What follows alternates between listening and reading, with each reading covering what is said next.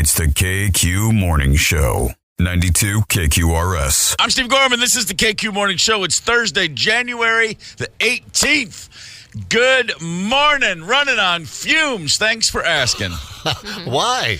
The last few episodes of Fargo. I just had to get them in last night because God forbid I wait till today to watch a show that wrapped up earlier in the week. I mean, my gosh, those last 3 episodes weren't going to watch themselves, so I had to binge them, and I've already forgotten what happened. I was also watching them last night. You finished Fargo last night? I did. Season 5, right? Yeah. What'd you think? The newest season. Oh, so good. Yeah.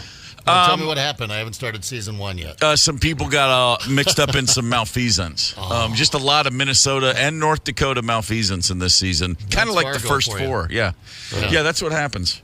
A real interesting purview into life in Minnesota. I've yet to have any experiences like this in my 1 year in town. But listen, here's the thing. I'm willing to experiment. I'm open to new experiences. And I'm just assuming at some point I will be trapped up in a web of illicit and immoral activity. Much like my friends from the series Fargo. They're all based on true stories, of course. Of course they are. That's exactly right. Remember when the movie came out and that opening thing, the following events took place, and after walking out of the theater, everyone's like, do you think that really is a true story? And I saw it in New York City with a sophisticated theater audience, and everybody's like, I can't believe that actually happened. Thinking, I don't think so. Have you ever seen a Coen Brothers film before? Yeah. But that's me last night watching Fargo, and it's like, it's 10 o'clock, and I'm like, do I have one more episode? Now, I just go to sleep and watch and then I'm like laying there. I turn off the TV, I turn off the light, and then within 9 seconds, I'm like, gotta finish this. I gotta run the course. And it's funny because this is exactly what happened.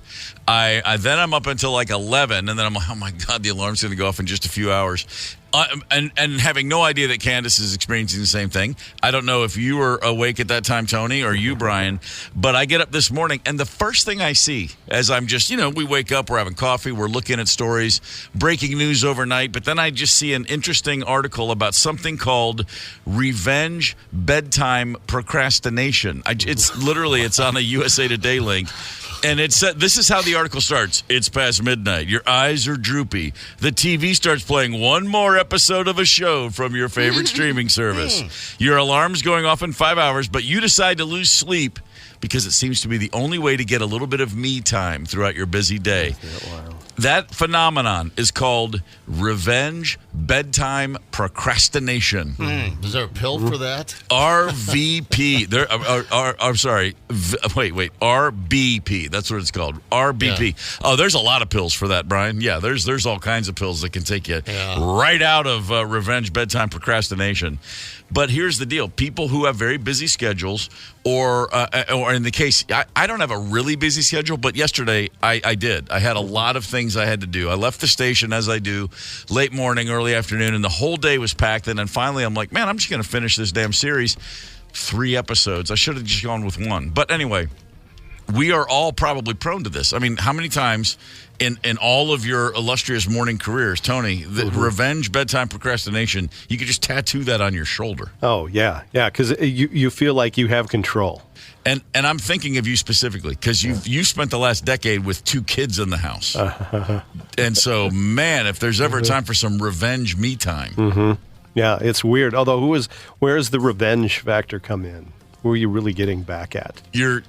Well, in your case, you're getting revenge on yourself for having kids. Right. Yeah, and filling your schedule. Right, exactly. Yes. This doesn't define my life. I can still do what I want and watch what I want and stay up late. And, it bites you. My whole day is like that. I don't know what mine is called because I have like 9 hours free during the day, most days. And then at about 9 o'clock at night, I go, you know what? Now I've got some things I'd like to get done. I don't watch it. I start watching TV at like 10:30 a.m. Then I take a little nap, smoke a little dope, watch a little more TV, take another nap, and now it's time to get some stuff done. It's like 7:30, 8 o'clock last night. I'm like, you know what? I need to get a few things done around this place. Where's my toolbox at, Maria? So I don't know what the hell I'm doing, but it's just something about going to bed early that pisses me off. It still makes me nuts. I have when you're a kid, any of us who were kids at one point, and I think most of us were at one point kids, Sunday night, 6 p.m. Central, you're at home, school's coming tomorrow, and you hear from the den the tick, tick, tick of the 60-minute stopwatch. I was just opening my mouth to say that. And it immediately fills you with ennui and a bittersweet, the weekend's over. Yeah. It's so ingrained in my, it's never going to go away. When I'm 94 years old, if I make it that far, and 60 minutes, if I hear that stopwatch on a Sunday evening, I'm going to feel there's going to be melancholy. It's going to come right in. It's impossible to get away from. And then I'm thinking about that. I like you, Zep. It's like, whatever. At some point at night, suddenly I'm like inspired to do something. But mine's even worse because the nights I do go to sleep at a proper time for someone who gets up this god-awful early in the morning, I'm the guy who, if I pop awake at 1:43, that's when the central nervous system has decided to process an emotion that I had ignored all day long. And I will wake up and go, what time is it? And I look at the clock, and then I'm like, that actually did piss me off when Rosemary said that. And then I lay there, and look, how is she so deeply asleep? That wasn't funny. That actually hurt my feelings. Now, I will lay here until the sun comes up and try to go back to sleep. Mind-numbing. Oh, it's just the worst. And the worst is telling yourself that you have to go back to sleep, because then you rebel against that mentally, and then it's impossible. I've learned over the years, I know this as well as I know my name. If that happens to me and I sit up, if I turn on a light and I grab a book and start reading and commit to reading and really get back into what I'm reading, I will be sleepy within 15 minutes. I will be able to go to sleep. And yet I cannot do it. I'm like, I know that's the solution, but I think maybe if I just turn to my other side for a minute and breathe real deeply, and I'll go, just take 6 super deep breaths. I get into my second one, and then I'm like, have I done Wordle yet? Maybe I'll just do Wordle. It's incredible. My revenge, my revenge bedtime procrastination is much worse when it happens after I've already been asleep. Then I wake up, and then I get payback for all of my my central nervous system foibles throughout the day. Man. Yeah, no, we fight it, right? In the middle of the night, that whole when you wake up, how do you get yourself back to sleep? I just cave, I'm like, I get up, I'll do an entire show before we start the show, and then just be pissy during the show. I'm like, you should hear the show I just did from like 1 to 4 a.m. Oh, that explains I got all it. the story. Yeah, exactly. And then by the time the show starts, I'm like, oh, man, I'm done. I've been up for 3 hours. Zep, I've thought this over the last year several times. Yeah. I'm like, I think he thought I was going to say something else. And that's because you've already done the show in your head, and I said something different at 2:47 a.m. It's not what I was anticipating at 2:47 a.m. Steve would respond. One great final thought on sleeping. This is counter to everything I've ever read, but apparently researchers are now saying if you sleep in on weekends, it may save your life. It's actually a really good idea to get an extra hour, maybe even 90 minutes on the weekends. I've heard forever, stick to the same schedule. Just get your body on a rhythm. No. When you sleep in on weekends, you're taking a big risk. But now, researchers are looking at health records and sleep patterns of Americans over several years and saying the ones who give themselves extra sleep on weekends have far lower rates of heart disease, less at risk for heart attacks and strokes. So put it in your face, Dad. Yeah, Saturday leaf raking at 7 a.m. What the hell? I just can't resist. I stay up late on the weekends, and it messes up my schedule, and so I'm just in an endless loop. It's horrible. Basically, we're all adolescents with whose birth certificates are arguing the point. Yeah, I'll even like start coffee Saturday evening. Maria, what are you doing? I'm like, it's Saturday night. I'm not going to bed at 7:30. I'll be damned if I'm going to Saturday night. I'm staying up till 10, and you can't stop me. And then exactly. I want to fight it. Yeah, man, I tell you what, our younger selves are laughing at us from the past right now. Coffee on a Saturday night. Zep is pushing the envelope. Yeah, Zach, I'm not uncorking a bottle of bourbon and staying up till 2 a.m. I'm trying to stretch it to 9 or 10 o'clock. You're in something. You've really made it to adulthood the first time you hear yourself saying to somebody, "No, well, the bourbon actually it converts to sugar, so this will keep me up for quite a while. I don't need caffeine." Yeah. Okay.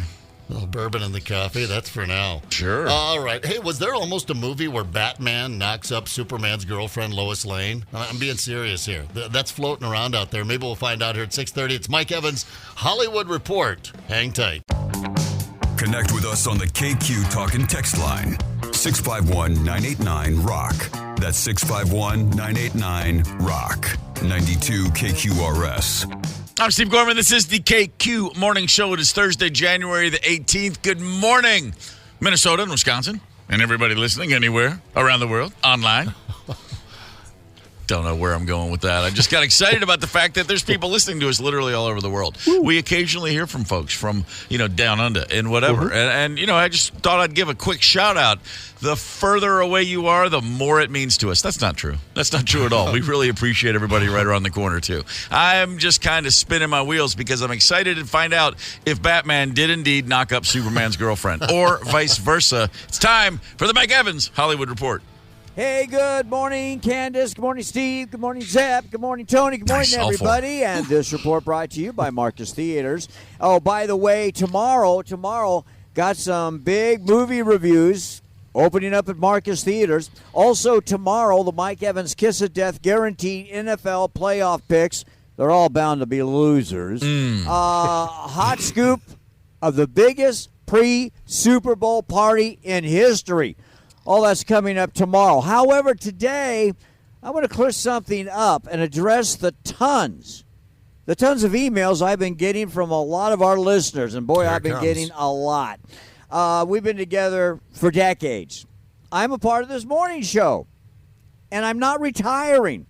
I have segued to recorded reports for two main reasons. First, I've been doing morning shows in Los Angeles and this syndicated feature for 35 years. I just can't keep getting up at 4:45 in the morning. I'm old. But I love the recorded reports, and I do them just before I go to bed the night before. And second reason, doing recorded reports allows me to travel more and cover more big events for you. And I'm still digging harder than ever for updates, insights, and exclusive nuggets for you every day. Attaboy. And I can finally sleep in. And by the way, I will still call in live from time to time when there's big events. In fact, I'll be talking to you live next Wednesday. I have an early flight to catch, so I have to get up really early, so I'll be talking to you next Wednesday live. Sweet. I love talking to you every morning. It's just a little different, but it's still the same old Mike Evans report. Well, enough said about that. Being on with Steve, you, Candace, Zep, Tony. I love all the KQ listeners. Everything's good. And with that, I'll talk to you tomorrow morning. Oh, it'll be recorded, of course. But I'll talk to you tomorrow morning. See ya. All right. Man, fair enough. I do this myself. Zack Snyder almost did a Batman gets Lois Lane pregnant movie. Then Batman dies and Lois raises the child with Superman. There you go. Was there any Hollywood report there? I'm not complaining. It was nice to get an explanation because people have been bugging me too. What's up with Evans in the morning? It was more a time zone report. More than anything, it was just reminding us that the West Coast is a couple hours earlier than it is here on the East Coast. Yeah. It is 4:33 in L.A. right now, and if I'm not mistaken, that means it's 30 years and 1 day since the Northridge earthquake because it was at 4:33. Or 4:31 or 2. It was right around that time that bad boy shook up Hollywood, myself included. I was in West Hollywood, and I've never been more panicked and afraid and bewildered and freaked out in my entire life than when that earthquake hit. It was the one night. It was the one night in 3 weeks that we had not been still in the recording studio at 4:30 in the morning. We were working late nights for a record that was never released because we were working late nights, and therefore it felt like that. When we got done and listened back, we were like, that's a pretty lethargic rock record. And it's like, yeah, because we were going to bed at 7 a.m. and thinking we were cool. But here's the thing. That's the one night we took off. The one time I was sound asleep, and then boom. Here came the big Northridge earthquake, a whole different kind of vibe than any other natural disaster I've ever been a part of. Can't imagine what that felt like. It's boy, let me tell you. I mean, with tornadoes and hurricanes, you have at least a little heads up. With a tornado, even at least you have 30 seconds. Generally speaking. You got at least, even, if somebody had woken me and said, hey, Steve, there's about to be an earthquake, that would have been better. That would have helped. Like, really? What now? Whoa! But instead, coming out of a complete slumber, and my first thought, I do remember my very first thought was, someone's in my room, I'm being mugged at night, someone's attacking me, and my very second thought was, this guy's huge. Oh, weird. Because I was like, man, everything's shaking. Oh my! I literally had an image of a giant, like a Bigfoot, in my room, ransacking the joint. And then I sat up and went, no, everything's moving, and I'm in California, and it's pitch. Oh my God, it's an earthquake! Yeah, it was one of those. 6.7. That's a big one. That's a lot of damage in very populated areas. That's 6.9. I don't know if you guys have ever been so drunk when you were having sex, you passed out and then came to still having sex. I mean, just for a few seconds, you just dozed off a little bit. And I would think it'd be a little bit like that, where you wake up and everything, the bed's shaking and rocking and what's going on. And no, sorry. There was nothing even remotely possibly pleasurable about my experience with that. All right. Okay. But that's just me. I was in a white hot panic, boy. I mean, it went on. They say 20 to 30 seconds. It felt, of course, like 7 minutes. I just kept thinking this will never end. And when it finally did stop, I was standing, in the middle of the room, and it was pitch black, and I made my way over to the window, and I opened the curtains, and I looked out, and my view towards downtown Los Angeles, all I saw were utility poles. The boxes on the poles were exploding in every direction. Wow! And it looked like, and then I literally thought, wait, are we being attacked? I mean, that was my immediate thing. Like, that wasn't an earthquake; that was bombs going off. I mean, it was really, really bewildering. How surreal! Yeah, really. Really, really terrifying. And then over the next few days, a lot of people, my cousin lived in L.A., his apartment collapsed. He climbed out, he was on the third floor. He climbed out of a ground floor window at the time. I mean, the building collapsed in on itself. And when he climbed out of his third floor window, he was on the ground level. And somehow nobody was killed below him. Everybody got out, some injuries, but no deaths. Wow. And Tom Brokaw kicked off the NBC Evening News the next day, standing in front of his building. Oh, cool. And he was like, that's my building. And he never got back in. He was never allowed back in to get his stuff. I mean, that was it. He left with the shorts and T-shirt he was wearing. Wow. It was crazy. And then the looting started. I mean, it was nuts. There was a lot of opportunistic knuckleheads, which I remember as a kid, a tornado came through my hometown, knocked over a liquor store, and within 20 minutes, there were people in there just grabbing bottles of booze. I mean, things happened. I get it. You got the shakes. You're thinking, I need a belt. Hey, that liquor store's roof is gone. Let's go there. Right. These things happen. That's different. Looting's not quite the same as shoplifting. And there was a story that a lot of Bay Area stores, Targets, Walmarts, they've been locking up high-price items for quite a while now. If you want to get any tech, a video game, you got to go to the guy and say, hey, can you unlock this for me? But now, socks and underwear are behind lock and key. That's just weird. In a lot of big box stores. People are being told to wait till we can get someone with a key to buy boxers. Wow. Reason 9,475 to never live in California. There's some residents out there. It comes to the point like how ghetto does it look that they have to lock up the socks or whatever it is that they have under key. If I was getting socks right now, it would be very inconvenient. I'd be very upset. I got to call somebody to come open up the counter for me to get socks. That is crazy to know that the socks and the underwear are being put under lock. The cost will go up. Our residents will have to pay more, or they'll have to commute and travel farther to pick up their groceries, to pick up their socks, and it's really going to be hurting our community. You could ask someone to unlock it before you jog down to the next Target, but yeah, that's nuts. But people are just walking out now, and in California, I think in a lot of places, in Washington, I know in Oregon, they're like, yeah, you know what, pick your battles. We're not going to, if people are shoplifting something, we're not going to make a big federal case out of it. And man, that's tough for me because I grew up in an age, and maybe you two gentlemen can relate. Candace, I don't know what was going on in your wacky generation, but I came up of age at a time when shoplifting was simply a rite of passage. Yeah. Was it illegal? Sure. Was it immoral? Yeah. Of course. Yeah. Was it cool as hell? Oh, absolutely. Yeah, don't do it. I mean, we're not condoning it in any way, but we got into a whole school thing. All our buddies, went out to the Huron Mall there, and it was like, who can shoplift not only the most expensive item, but the way you shoplift it too. And we got busted because there was a narc in the group, the principal's kid. Who knew? Don't brag in front of her. She's going to tell everyone. And, in the end result was I had to write an essay to Radio Shack because I did win, by the way. I shoplifted a pocket knife to cut the transistor radio, and they had the little loop, the little cloth loop on them that you hang it around your wrist with your transistor radio. Yep. Walk around, look super cool. And then I cut that from the security line with the pocket knife that I had just shoplifted. Got away with both of them until I was narked, and then wrote an essay and never shoplifted again. Did you steal a pen to write that essay? I should have stole a pen, but no, I did that in typing class, actually. Yeah, I had the benefit of having older brothers, one in particular who took it upon himself to school his younger brothers in the ways of thievery and to how to elude detection. Yeah. But then, of course, he got popped. He was in high school. I was in elementary school, and he got busted at the mall. He was trying to lift a shirt. He tried on a shirt and then put his sweatshirt over it and just walked out like, I got this. And when he was pulled into the side room by mall security, Paul Blart, 70s mall carb, caught him and pulled him in. And my brother looked the guy dead in the eye and goes, "Sir, I can't steal. I'm Catholic."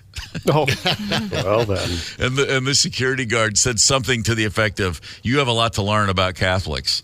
And then Jim's like, "That's offensive." And the guy's like, "You're wearing a shirt, dude. I see it." But there was a lot of that. But little things. I mean, it was literally like, gum in your pocket and a extra thing of Wacky Packs. Like, like the idea of you put 4 packs of Wacky Packs at the 7-Eleven and go, "Give me 3 of these." And sometimes the guy would just ring you up for 3. And you're like, I'm ready to take on James Bond now. I'm a master villain. I got busted stealing a Choco Light candy bar that I'd stuck up my sleeve. I thought I was super sly. Oh, yeah. man. Called my parents. It was it was humiliating. Wait. Oh yeah, parents were all. Your parents caught you? They called mom and dad. Oh, you got caught. Then they called your parents. Oh, that's rough, man. Yeah, it was embarrassing. My dad. It's funny. One of the consequences of having a dad like mine was instead of taking the easier path in life and just doing the right thing, we spent thousands of man hours crafting ways just to not get caught. We could have just not done the crimes and not broken the rules, but it was more like, no, eluding the old man was far more. I mean, it's that old thing of like, gosh, if these drug dealers had just gotten business degrees, they'd be Fortune 500 execs. They're brilliant. They're just doing the wrong thing. Yeah, that was us. That was the downside of the Marine dad, upbringing things. Shoplifting. All I'm saying is there was a time. I would imagine most of us have a lift or two in our past. Well, have you ever shoplifted because you were too embarrassed to buy something? I mean, I remember, and I've told the story on the air, I got crabs, and I had to go in and buy the crab shampoo. I didn't even know there was crab shampoo, but they're like, "Oh yeah, you got to go down and buy the crab shampoo. It comes with a little comb and it burns a little bit." Right. It's like, sure. All right, I'll go get the crab shampoo. And I went in, and no kidding, just as if you were writing up the sitcom, there is the really beautiful gal that I know this was in college, that goes to school with me, and I thought, I can't. And so I bought some toothpaste, deodorant, and pocketed the crab lotion or shampoo rather, as I was headed. I just couldn't pay, and I did get away with it. But there's another shoplifting scenario. Now, we're going to throw something up here on KQ's Facebook page, or just throw up in general. Don't lecture us about shoplifting. We're not condoning it, but we've all, a lot of us have taken the 5-finger discount. So let's hear your shoplifting story. Keep it light, keep it fun, keep it easy. Let's walk down that memory lane here at 7 o'clock. We'd love to hear from you. 651-989-ROCK. Only if the statute of limitations has run out on your heinous crime of shoplifting. Shoplifting at 7 o'clock. Hang tight. It's the KQ Morning Show, 92 KQRS. Zep, Tony, Candace, and Steve Gorman are the KQ Morning Show. 92 KQRS. I'm Steve Gorman. It's the KQ Morning Show for Thursday, January the 18th. Good morning. It's cold outside. Bundle up on your way in. I mean, we all know that. It's obvious, but sometimes it's cold enough where I feel like I really need to mention it. I don't know why. This morning, for some reason, it felt particularly cold, even though the number says it was a little colder yesterday. I don't know. I got out. I got up. I didn't get as much sleep as I like. Maybe that's got something to do with it. But man, whew, it felt extra chill in my bones, in me old bag of bones. It was a chill this morning. Well, I mean, Candace mentioned in the weather that's going to be really warming up here. So, we got to get a little winter in here, and I think it's perfect this weekend. Highly recommending. Super stoked every year for the World Snow Sculpting Championships out in Stillwater. Oh, yeah. Those are the coolest, man, and you want some really cold weather for that. That's I saw that listed, and I literally spent 4 or 5 seconds thinking, I think I'm going to go check that out before I realized, well, wait, am I actually going to get in the car and drive to Stillwater? And then I reminded myself that Stillwater's kind of awesome. And so, I'm up in the air, but I'm leaning that way. I mean, because I've never been to anything like that. I think it might be time I do it. You know what? I got my choppers. Yeah, you got your choppers. You know what else you could use at the World Snow Sculpting Championships? What's that? This weekend? A little bottle of Uller. ULLR. Uller. It's my new favorite schnapps to drink out in cold weather. Okay. Which works against you, of course, because it slows down your blood flow, increases hypothermia. But don't tell my tummy that. Don't tell my taste buds that. Yeah, but you don't feel it. You don't feel it because you're convinced that you're giving yourself, it's like ambrosia. Yeah. If I'm going to do that, I'll make this promise to you. I'll put it in one of those leather pouch flask things, that you squeeze like your Daniel Boone or something. Yeah, the bladder. That's how we do it here, man. There it is. Yeah. I'll go bladder. I'll go bladder schnapps all damn day long up in Stillwater. And I'll bring it in myself. I'm not gonna lift it when I get up there. I'm not gonna walk into some sort of a liquor store and act like I'm looking at one thing and pocket another. We were discussing shoplifting earlier. Shoplifting, not total, armed robbery nonsense. I'm talking about childhood, just good old-fashioned getting into trouble, Dennis the Menace type of crap, At the 7-Eleven, a couple of pieces of bubble gum in the hand, and then you want your friend to create a diversion. Ask the guy how much the big Slurpee is while I duck out with 2 pieces of bubble gum. Those kind of things. We've all done it. We all have done it. Not all of us admit it. If the statute of limitations has run out, please share it with us. There's a post on the Facebook page. We've already got some comments. But, Candace, I believe we have a caller who wanted to share some of their criminal past with us. Roger from Minneapolis. Roger, good morning, sir. Yeah. What's up, brother? Good morning, gang. Good, man. What do you got for us? Well, I think I should probably ask what the statute of limitations is first. No. All you got to do is say that you regret 35, 40 years. Oh, you're good to go. Unless it's like an airplane, I think you're cool. Well, it brought me back to thinking about all the stuff we used to boost as kids, especially from Heller's Market. It used to be on the corner of Bloomington and Franklin, and my grandparents shopped there, my parents, and then we went there as kids. It closed up in the 80s, but nevertheless, there was an occasion where me and a buddy boosted some bubble gum and beef jerky, and we were with my stepsister. And when we get a block away from the house, she takes off running, just hightailing it down the alley. We immediately knew what that meant. She was going to turn us in to look good for herself. She did turn us in. We didn't get caught at the store. Back in those days, the way that it was done with many of my friends and myself is my dad walked me down, I believe, after work, and then he had me talk and confront the manager of the store, tell him what I did. And then I had to spend the rest of the week after school coming and taking out the trash and sweeping up the back room of the store. That's just the way it was handled back then, Yeah, Kids sure. got into trouble with the hooligans, boosted stuff, and local community stores made you do some labor to work off and learn your lesson, hopefully. Yeah. Yeah, and the lesson is simply get to know your crew a little better. Make sure you don't have a narc in there. Like I said, stepsister. Real blood wouldn't do that, right? Yeah. Real blood wouldn't do that. No, of course not. That's awesome, man. Thank you for the call, brother. We appreciate it. Take care. You know what, I like the way he put it because it's become a little polarizing. I just want to add that, people walking out with shopping carts full of stuff, and then I can hear Dad over there going, the reason we pay more at stores, we get it. It was we're talking about a more innocent time this morning. And often, as Tony and myself talked about, we got busted. It was a learning moment to cop a little something. I bet we have some more calls. Candace, have we got somebody else on the horn?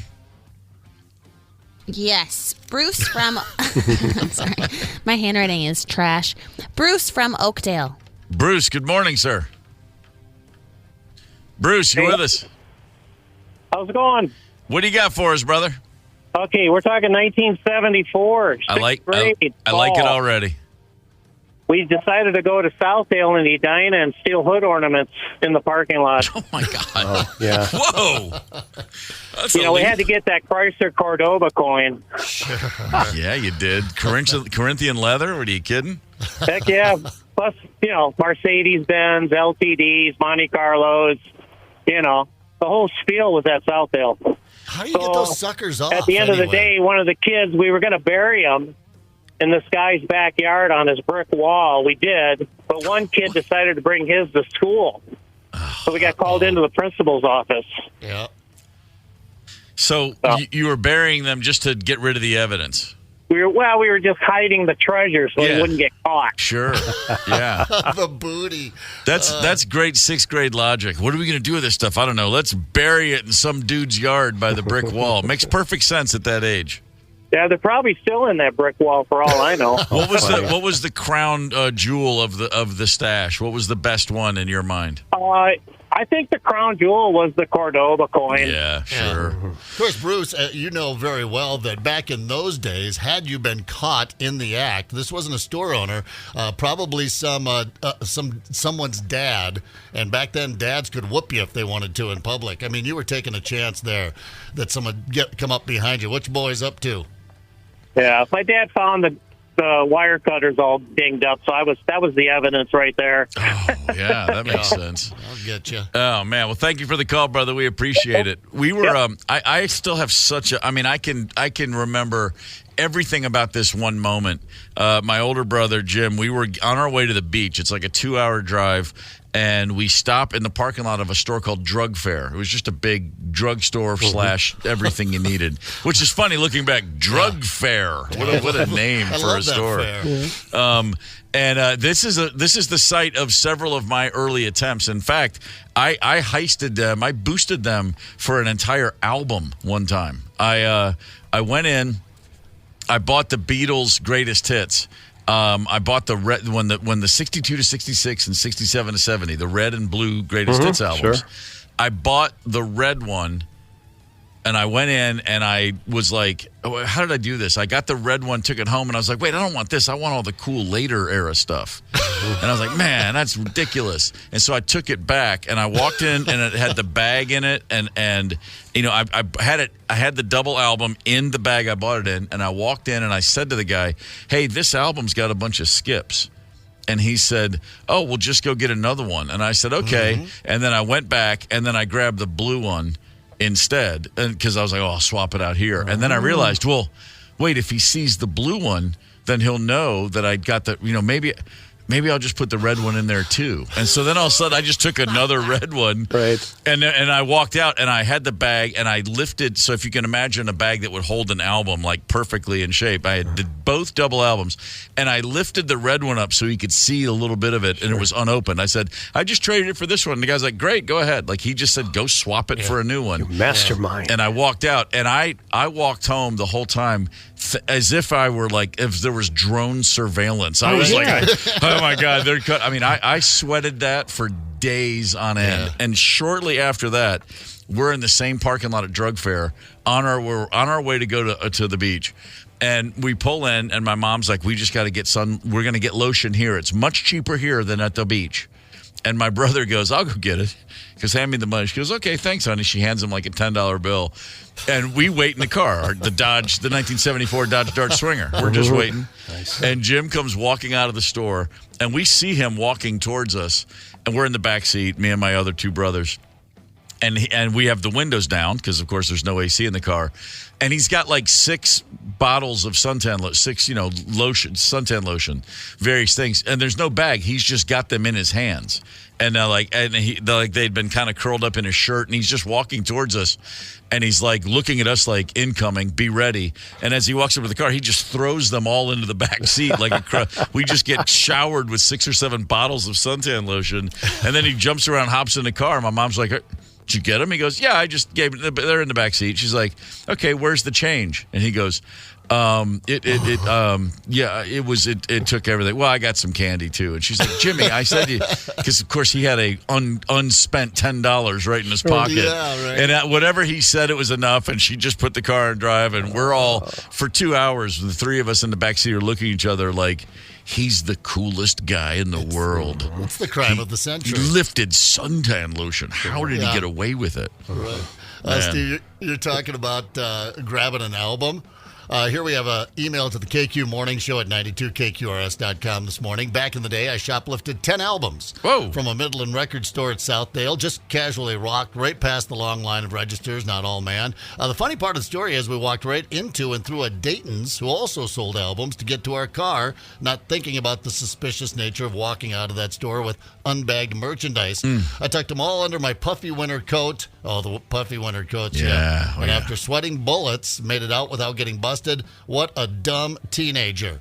Still spinning that vinyl, though. Thanks for the email. Yeah, a lot of crime happened at Southdale. Apparently, there's a few mentions of that. Yeah, no kidding. I think we all stole plenty of albums from the Columbia House, records and tapes.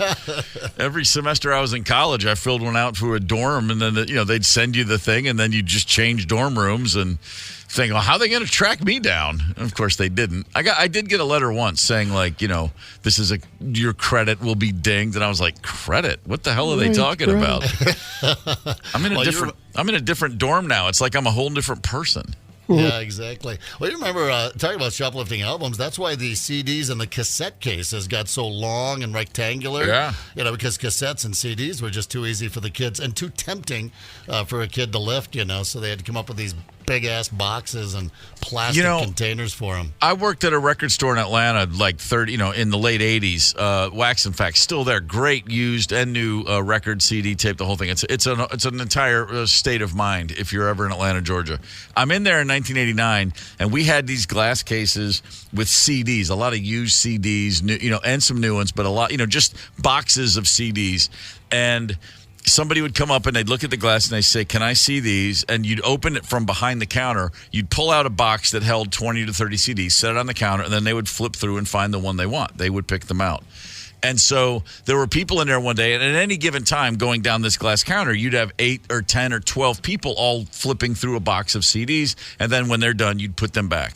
Well, I'm standing at the register just on a very busy day. I'm just working the register all day right by the door, and I see a guy come walking towards the door, and he's holding one of those boxes, which holds up, dozens of CDs in it. And he's got it in his hand. And I'm like, why is he walking with that box full of CDs? And he's looking me dead in the eye with like a nervous look. And I go, wait, is this guy going to try to steal that? There's no way he's going to try to open the door and leave with a whole box. And as I'm thinking that's exactly what he's doing. And the whole time he's looking at me like, I hope you don't know what I'm doing here. Like he's the worst thief I've ever seen in my life. And I go, hey, dude. And then he just bolts out running. And the owner of the store and I just tear ass out of the front door, down the sidewalk on Moreland Avenue on a perfectly fine sunny Saturday afternoon. And we catch the guy in like 9 steps. He was the slowest runner I'd ever seen. I think he was living one of those nightmares where you're trying to run and you can't. Like he went for it and his body just wouldn't let him get away.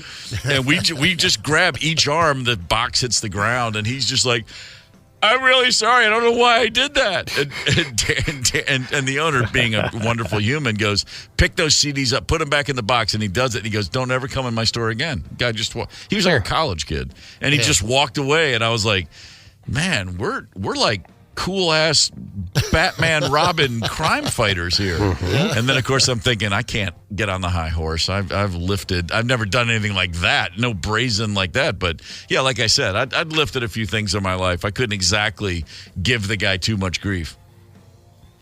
Yeah. I love it. Tony, I know you've got a text. Before you get to here, one more from the KQ Facebook page. Daryl, back in the mid-'70s when Northtown Mall, they're representing the north side. We had Southtown, Tony mentioned. Northtown Mall opened. There was a Montgomery Ward's there. A friend and I tried stealing a Playboy magazine. Well, that's right up there with the crab shampoo. You don't want to... But yeah, tried stealing a Playboy magazine. We're caught just as we were unlocking our bikes to ride away. Oh, boy. Hauled into the police station. Had to sit there until they could get a hold of our parents. My dad got there. I overheard him talking with the police, and when he found out what we stole, he gave me a stern talking to while trying not to laugh. I never did that again. Oh, boy. Yeah. It's almost like you gotta buy the Sports Illustrated and try to slide the Playboy into it. Yeah. What's the text you got, Tony? This is from Eric in Shakopee. He says, I was about 5 years old. I shoplifted a bar of Irish Spring soap because perfect. I wanted to slice it open like the commercials. They'd slice it, see the layers. My little sister ratted me out to my grandmother. She washed my mouth out with it, with the Irish Spring, and then dragged me back to the grocery store teary-eyed to apologize. I haven't stolen a thing since. Man, that's the kind of story I'm looking for. Yeah, you're talking about learning moments. I've got to know. I've got to know and I can hear that penny whistle as soon as I can see the waterfall in the background and the knife slicing through the Irish Spring. It works. Oh, man. All right. Have you ever stupidly shoplifted? We have a post up on the KQ Facebook page. You want to check that out and chime in. We'd love to hear from you this morning. The talk and text line, of course, 651-989-ROCK. We'll keep it rolling at 7:30. Game show at 8. Oh, I want to get into this story. We were talking about California having to lock up some Walmarts and Targets, or lock up the underwear and socks with the shoplifting getting so bad out there. That's a pretty big fish to fry, but there's a city council in California all worked up over a street name. It just couldn't be sillier. It had us chuckling this morning. We'll get around to that as well. Hang tight. Connect with us on the KQ Talk and Text line. 651-989-ROCK. That's 651-989-ROCK. 92 KQRS. Steve Gorman, this is the KQ Morning Show. It is Thursday, January the 18th. We've been talking about good old-fashioned malfeasance, childhood, mostly shoplifting. Here's a comment on the KQRS Facebook page. Not a childhood shoplifting situation, but an accident, and we can probably all relate on some level. Linda wrote, I forgot to pay for a case of water that I had in the bottom of the shopping cart. Realized it when I was loading it into my car, reaching into my purse for my receipt, and closing the door with my foot. I turned weird and fell. I ended up breaking bones in my hand and spraining my wrist. Lesson learned. That's called quick karma right there. But it was an honest mistake. I mean, she was on her way to fix the situation when that occurred. These things happen. I mean, come on, especially in an age of check yourself out stuff. I've done this where I'm scanning my own items, and if it doesn't beep, but I'm just a million miles away in my head. And this happens specifically in a grocery store where you can buy wine in a state that's not Minnesota. I had 2 bottles of wine amongst all my things, and I was just scanning everything in a hurry, and then got the, just paid, left. And I, for whatever reason, I never do this. I looked at my receipt because I thought, wait, that should have been more expensive. And I'd only rung up one of the bottles of wine. Like, it just clearly didn't scan. And I thought, man, I should go back. Well, no, I'm not going to go back. And well, at least you thought about it. I did. I mean, I was like, wow. But I was like, well, you know what? I've been buying stuff for there for years, and they're overpriced, and screw it. But, that was not that long ago. It wasn't intentional, but I didn't go back and make it right. Yeah, it sometimes happens. I did that with a dine and dash with a friend in Duluth once, wrapping up a weekend, and I went to the bathroom and came back, and then she went to the bathroom and came back, and I thought she had mentioned that she was going to pay, and I thought, okay, and we were doing that. I was like, no, let me get it. You got this. She's like, no, I insist. So we did the no thing without settling it. Mm-hmm. We're trucking down 35W. We're about, 20 minutes out. We put on some miles, and when we realized, wait, you didn't pay? No, they just must have thought the hubris of these two, because we just walked out, chatting straight out the front door into the parking lot. But we did wheel around and go back. Turns out they were so busy. I'm trying to remember the name of the joint. Doesn't matter. The lady said, listen, I'm just too busy. Don't worry about it. Hope you enjoyed your breakfast. Tip well next time you're in town. I'm like, well, okay. No. But yeah, so it's accidentally sometimes we commit a serious crime. It happens. It happens to the best of us. Tony? I had forgotten how much I used to enjoy stealing. Here it comes. My sis texted me. When I was a kid, I was in a hardware store, and they had it was a fountain you could attach to your faucet at home to make it like a little fountain. Okay. And a big heavy piece. And of course, I took that, and I only got caught because I opened the package and it fell and dropped on my toe, and I started to cry. So my parents busted me. I mean, what did I think, though? I could just install it myself and no one would know the difference? Yeah. I got a feeling you wouldn't have made it in prison. You crybaby. I would pay money for a Tony Lee as a child documentary series. If there was suddenly found footage of you just going about your day, just that mind of yours racing. I think I need that fountain. You're 5 years old. That'd be incredible. Heisted it. I still am very drawn to shoplifting for some reason. Little things. Yeah. That's a risk, There's an adrenaline rush there. Yeah. But it's, you get all, and we know the difference, There's some things that we like to do, kind of take some risk, but we think, better not. My older brother Tom, he was the one guy in the family who had a gadget brain. Like he could just like take the toaster apart. And stuff. I'd be worried about plugging it in correctly, and he's reassembling it. He was that guy. But he had a thing as a kid, and it was legendary in our family. But I mean, not about shoplifting, but just my mom explained to him once. He reached his hand up and touched a hot pan on the stove, and she was like, "You cannot do that!" Like she slapped his hand away, and then he put his hand up again, and she goes, "No, Tommy, you can't do that." And she pushed his hand away, and then went for the third time, and she slapped his hand. And he cried, and with tears in his eyes, he went for the fourth. He just kept. I have to touch that hot pan no matter what.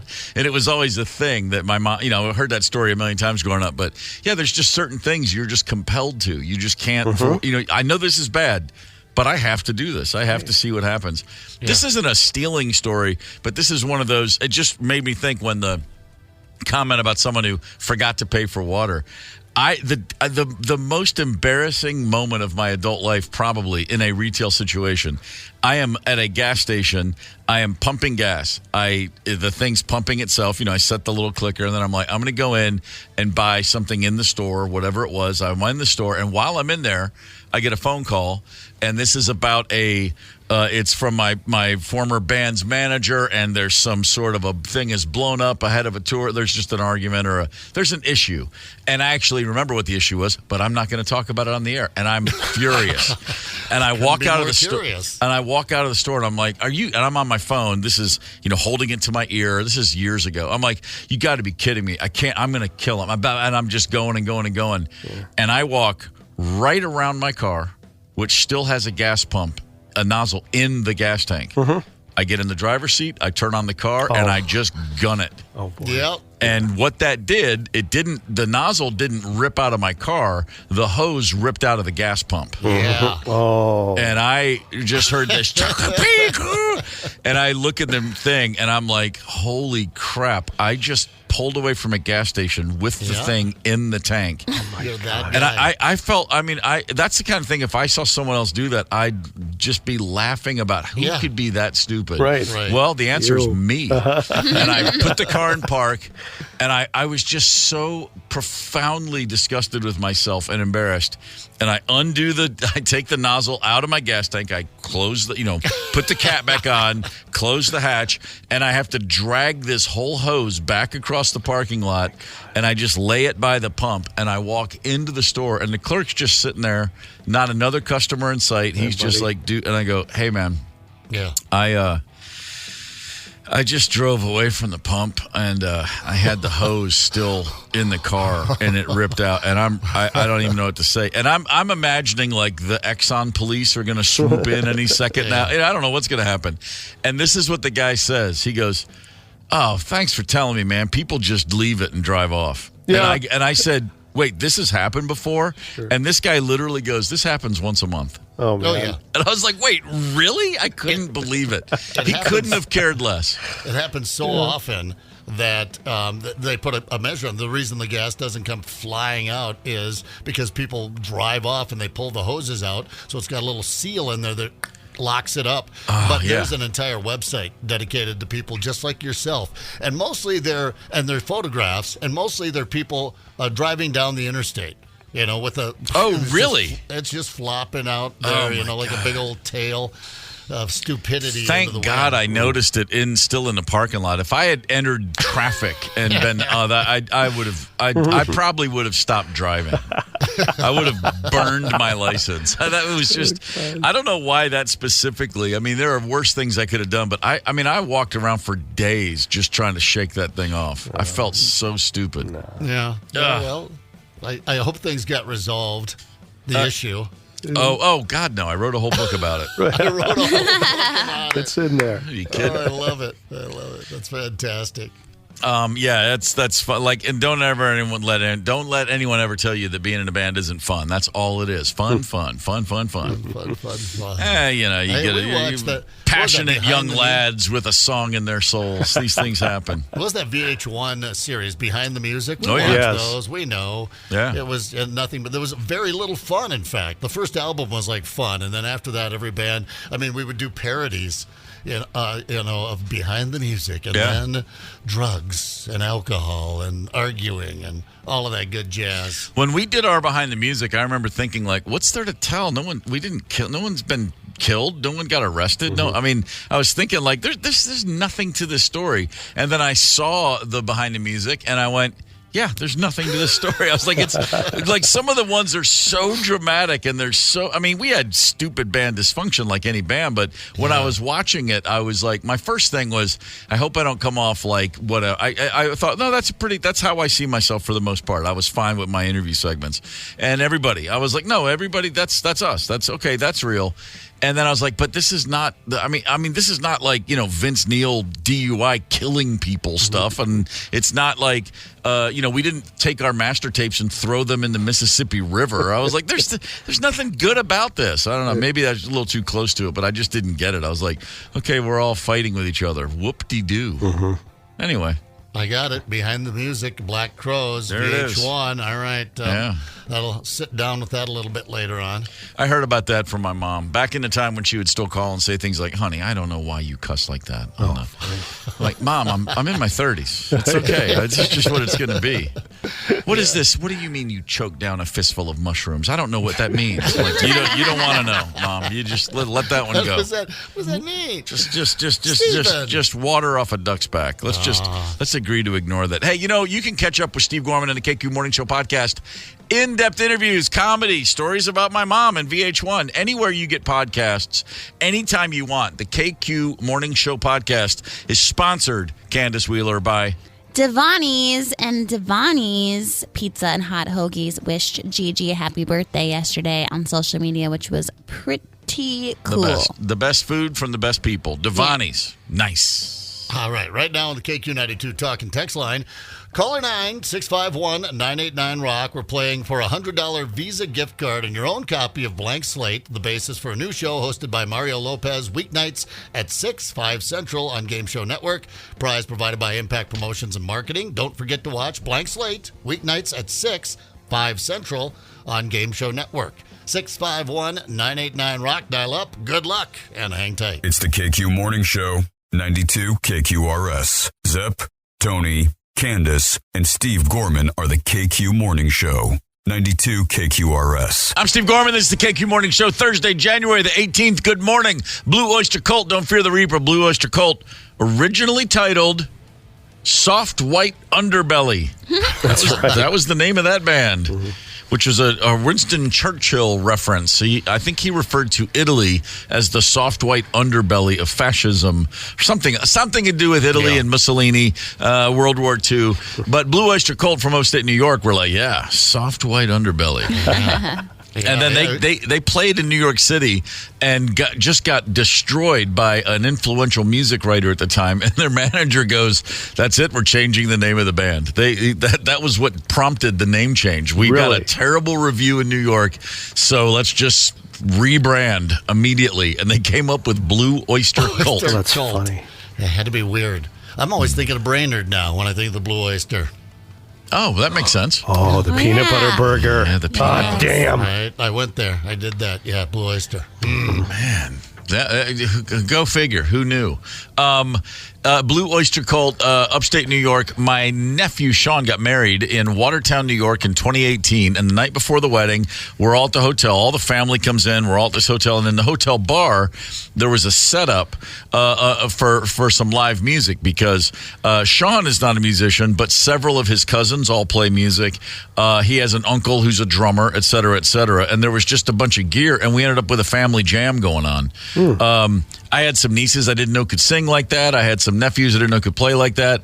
It all turned into like a big night of music. And the guy running the PA at the hotel bar who had helped set up the gear apparently was Blue Oyster Cult's sound man back in the day. Weird. Yeah, I mean, he's fascinating. He was like, yeah, my brother said, hey, this is so-and-so. We've been friends forever. And he goes, yeah, he used to do sound for Blue Oyster Cult. And that's one of those things someone says. And my first thought was, is there a joke to wait, really? Like, I didn't realize, I didn't know at that time they were from upstate New York. He goes, oh yeah. And I mean, he's talking about in the 60s when they first started. Like there was the band and he was like their one crew guy in the early days, the struggling days. I was like, man, right on. Crazy. Had a heck of a run with those guys. I know. Then you have the great name within the great name for the band, Buck Dharma. Buck Dharma. Buck Dharma. What a great name. Really, really good rock name. Buck Dharma, make no mistake about it. The all-time greatest rock name, in my opinion, is not a member of Steppenwolf, but it's the drummer of Steppenwolf's brother. The Steppenwolf's drummer had a brother, and that guy wrote Born to Be Wild. I mean, weirdly enough. The drummer, it's bad enough when the drummer wants to write songs, but then the drummer goes, my brother's got a song. You know it's not going to be good. But in this one case, it's a pretty great song, Born to Be Wild, and the guy's name is Mars Bonfire. Oh, cool. Wow. Come on, man. Mars Bonfire. It's fantastic. Love I would that. watch a Netflix show called Mars Bonfire without having any idea what it's about. Yeah. Wow. Yeah, I'm surprised the Mars candy bar didn't come up with a bonfire candy bar. This is the Mars Bonfire. That would have been fantastic. Hey, we've got a kind of a cool game to play right about now. We've got some callers on the line. We're going to try to give away a $100 Visa gift card and a home copy of Blank Slate. It's the basis for a new show hosted by Mario Lopez, weeknights at 6 Eastern, 5 Central on the Game Show Network. Let's do it, shall we? Tony, is there anything else you want to add, or are we just going to jump right into this? Let's explain the fun of this phenomenon, Let's do it. Stevie G. Like you said, there is a fun new game show weeknights at 6, 5 Central on Game Show Network. It's called Blank Slate, and it's hosted by the one, the only Mario Lopez, and it's about matching clever, fill-in-the-blank questions with your teammates, getting some help from various comedian guests like Joey Avery, Francis Collier, Vinny Fasline, to just name a few, and getting a bonus for also matching the top answer with the people at home answer who have been previously polled. We're going to play a radio version of Blank Slate right now, and with our listener on the line, we're going to see who's there, and then I'll read how it works right after that. Beautiful. Candace, who have we got lined up for Blank Slate? We have Pat from Princeton. Pat, good morning. Hey, good morning. How are you, sir? Not too bad. Great. You ready to play a little Blank Slate? I am. Right on. Pat, what I'm going to do is read a fill-in-the-blank question and ask precious Steve Gorman to write down his answer. And if you can match the same answer as Dr. Steve or the people at home top answer, you'll win $100 and a Blank Slate board game to own of your very own. All right. How about that? Very nice. All right, so here's your first question, and see if you match up.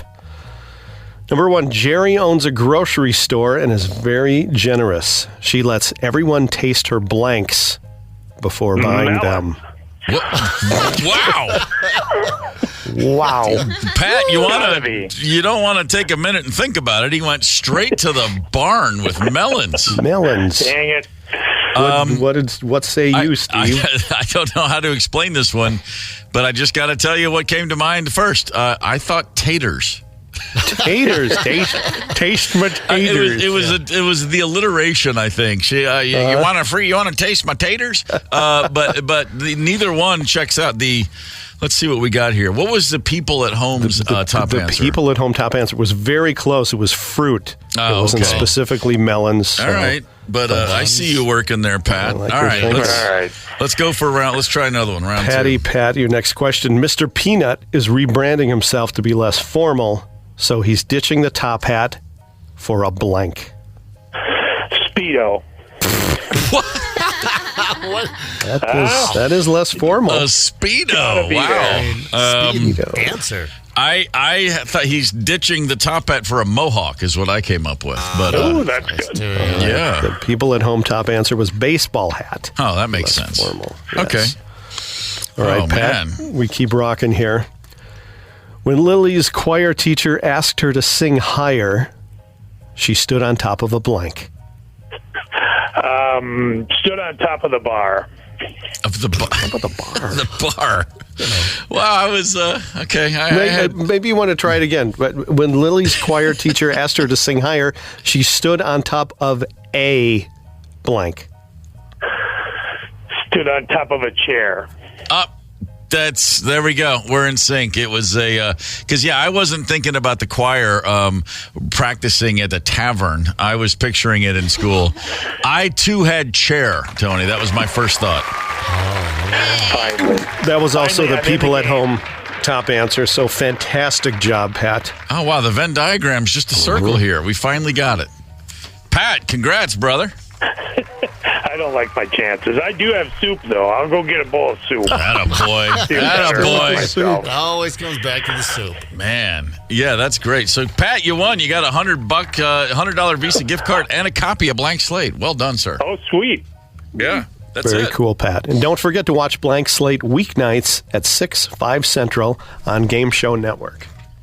We did talk a lot about soup yesterday, didn't we? And by the way, make no mistake, I followed up yesterday's show with a grog of hot soup. How about you? Anybody else? So did Yes. I. Yeah, I Did did. you? Went, Really? got some chicken noodle at Jerry's. Attaboy. Candace, you got soup yesterday? Yeah, well, I had a frozen shrimp wonton soup in my freezer that I got at the Asia Mall. Fancy. Wow. Yeah, it was I went delicious. for some, I don't call it's not soup, but it's close enough. It's chili blanco from the old Lunds and Byerly's. You know, I went and looked at the soup bar, and I was like, yeah, I'm going for that. But, I ate it with crackers, so that's close enough to Okay. soup. That's a meal. It is. Eats It was like a meal. It was a meal. Had a ham Real wild quick, rice there, too. real quick with chili, with any type of chili, white bean chili, standard chili, turkey chili. Do you go crackers or tortilla chips? Or if that's your choice, Crackers. because Cornbread. Oh, wow. I'd go tortilla chips. see, I always go cracker, but I live in a house full of gourmands who like tortilla chips better. It's always the thing. I just like them better. Yeah. Yeah, it's probably been about 30 years since I've used a utensil to eat chili. It is always either the scoops or those Frito-Lay scoops. Well, they're scoops as well. Those big, thick Frito-Lay scoops. Oh, corn chips! Wow, Corn with chips, chili. yeah, Go baby. figure.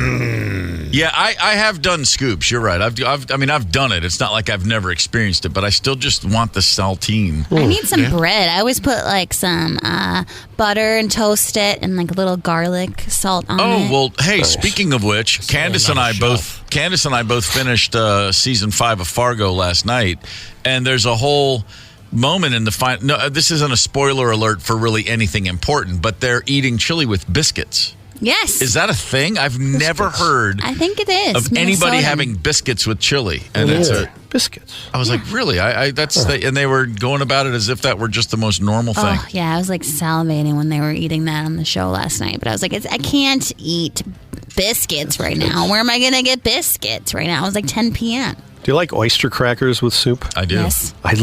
They're like bland as it possibly could be, but I yeah. love oyster crackers. It's fun. We didn't have oyster crackers in the house, so when I finally discovered them, like at a friend's house, I was so charmed by these tiny little things floating in my soup. Yeah. Two things that I always got excited about, and I never had them in my house: oyster crackers, and there was a cracker called chicken in a basket or Chicken in a biscuit. Chicken in a biscuit. Chicken and biscuit. When I saw those, I was like, "Oh man, that's good living right there." yeah. So good. Yeah, I mean, if you're headed back to the Zepp house, the farm out there in South Dakota, and Mom says bring crackers, you're getting a box of chicken and a biscuit. That was Mom's go-to. Really? Raised on those bad boys. Oh yeah. Oh, yeah. God, I wish my mom had been that cool. It was just like, and this is a weird thing now to think about it. We had saltine crackers, but we always got the Zesty, the brand, the Keebler brand, Zesta.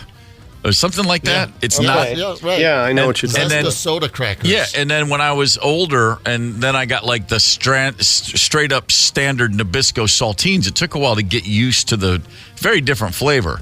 And if I have a Zest now, whatever, I think it's like, that doesn't work for me now. I go straight down the middle, bland old saltines really work for me. And the other thing I always loved was Ritz crackers, but we rarely had those. We always had club crackers, the rectangle crackers, like the buttery cracker. I was always like, I want a Ritz. Everything's better when it sits on a Ritz, and I got this damn plank of a club cracker. It's fine, but it's, come on. They got to you with the marketing, but I mean it's a choice, right? I'm a club cracker guy over Ritz every time, But Ritz had Andy Griffith, good cracker. Good cracker. I just felt it was a little personal. I felt when he said it. I don't know what that means.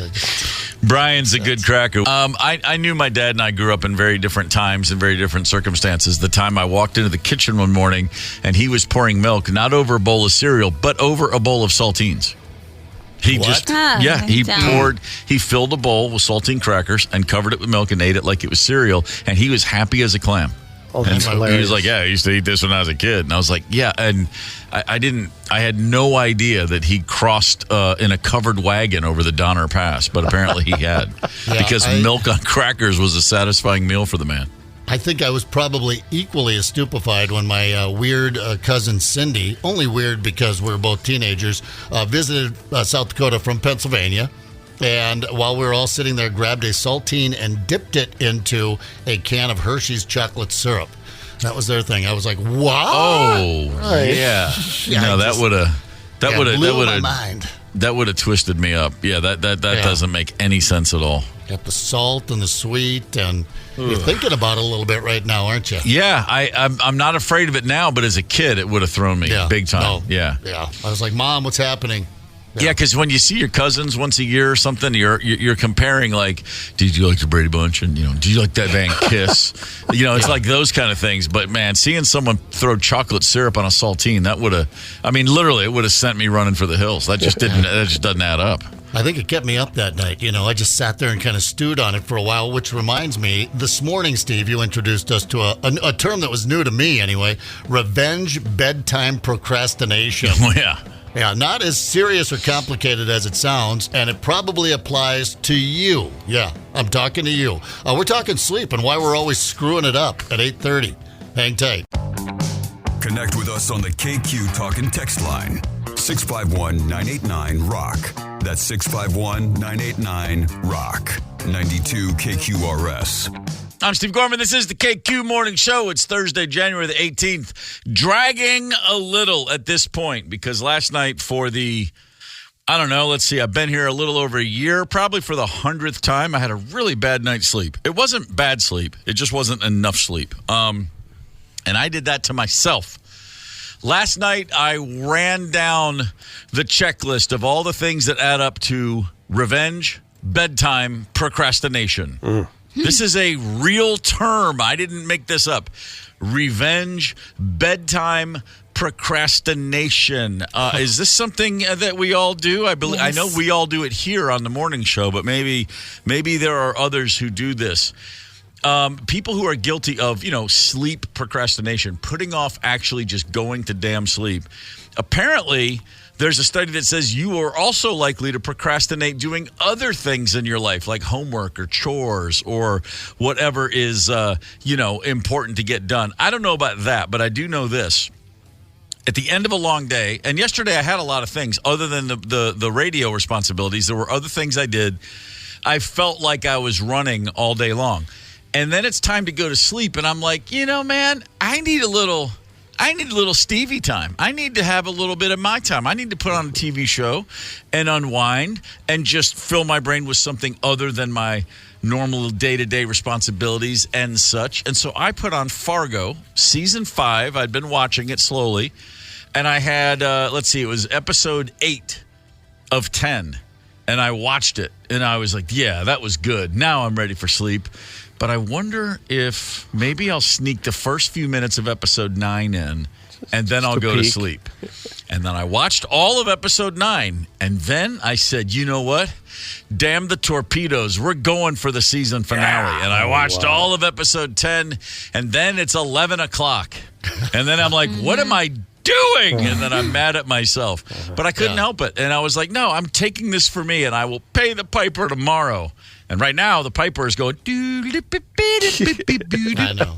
It's just so weird because the finale came out a few days ago, and I also watched it last night, too. You did? So it's like, get out of my head, Steve Gorman. Okay, relax. We didn't, and by the way, for you at home, Candace and I did not plan to watch Fargo at the same time, at the same place. Or not the same place, at the same time and the same night. No, it was not at all what I expected to do. But again, it's called revenge bedtime procrastination. I'm getting revenge on the universe for not giving me enough time during the day. I guess that's what that means. Yeah, you're not going to let the man win by telling us when we're going to go to bed. That's exactly it. We are going to, of course, let the man tell us when we have to get our asses out of bed to make a buck. So that we can fight it again. That's the thing. When you're a kid, you don't want it to end because what a marvelous, amazing thing today was. I learned things. I played. I had fun. I don't want to go to bed. I don't want it to end. Will it ever begin again? And when we get older, you think, I would have thought at some point in my life I would just get comfortable with the notion that, hey, it's bedtime. I'm excited to get some good, solid 8 hours here. But no, for some reason, I still fight it. And I by the end of last year, by the end of the calendar year 23, I had really gotten on a pretty good groove. I was regulated. The holidays just come. We took a few weeks off the air, and now I'm completely bouncing around like a tumbleweed again as far as this goes. And right now, I'm on the back and forth the last couple of weeks, which is I get in bed at early, and I sleep straight through, and I feel amazing, and then I follow it with a late night. It's just it's back and forth, yin and yang. I've yet to regulate whatsoever, but it'll happen. I'm sure by the time summer rolls around, I'll be feeling normal again. 3 hours, that's impressive. How does season 5 compare to season 2, which was some of the best TV ever created? I think season 2 is the season of Fargo for sure. That's my favorite by a long measure, and I really enjoyed season 1 very much so. Love season 1, and then season 2 just like blew it out of the water. Right. And then 3 and 4 were both, they're good. That's all I could say about them. I did not like 3. I thought it was so boring. Yeah, neither 3 or 4 got me really excited for it. 5, therefore I entered the new season a little skeptical. Like, I think the magic's gone here. But this one got me. I really enjoyed it. I was very invested by the end of it. Good. May I jump in here with a question? Please. Regarding Fargo, 5 seasons in, you guys just wrapped up season 5. I haven't had a chance to get around to it. I'm not going to watch 5 seasons of anything that isn't named The Simpsons or South Park. So, can I just jump in and watch season 2? Yes. It's like a standalone, yes. like American Horror Story? Okay. Yeah, there are very lightly touched upon peripheral reference points from one season to another, but literally, like, it doesn't matter whatsoever if you don't know what they're referencing. It doesn't get in the way at all. And seasons 1 and 2 are both really top notch. I'm going to watch season 2 tonight, and I'm going to start at about 6 p.m. Try to get the whole thing in. There you go. You'll roll in here going, that was amazing. I don't remember any of it because I watched. That's the problem with watching 3 in a row for me, like I did last night. Like, I know exactly how it ended, but if you asked me, well, what led to that, I'd have to think about it because it all went in and it was all enjoyable, and now it's just a mash. It's just a. It's my plate. The corn has entered the mashed potatoes, and it's all, everything's sideways now. That's how I feel when I visit Fargo. Oh, really? Confused and a mishmash, and what's going on? Why am I here? I'm going back to Moorhead. Haven't been to Fargo in a while. I played a few shows in Fargo over the years, but that's always the on tour. You're going to play the Twin Cities, of course, and then you go, and then there's Seattle. So I guess we'll stop in Fargo. We'll stop Fargo in Dome. Billings. We'll stop at, you just have a line of shows that you play. And if you're like me, if you're from anywhere not called the Northern Plains, you spend all those days going, holy crap, there's nothing out here. Nothing. Yeah, shocking. Nothing. The old empire builder leaves St. Paul. It stops in Whitefish, Montana. St. Paul, fantastic. I love St. Paul. Whitefish, Montana. There it is, the crown jewel of the Northern Rockies. Yeah. Glacier National Park, and in between, a whole bunch of rusty, junked-out cars and prairie. Nothing, just fence. Yeah, I'm good with maps. I've been staring at a map of the United States my whole life, but the first time I was actually in a lot of those states, and that's when it hit me like, oh, wait, this is way bigger than any state I've been to. And it's not even the biggest. It's just, man, the Dakotas are huge. Right. Idaho's bigger than you think. I mean, don't get me started on Montana, of course. Right. But back to my situation last night. Revenge bedtime procrastination. It's a real thing. It can lead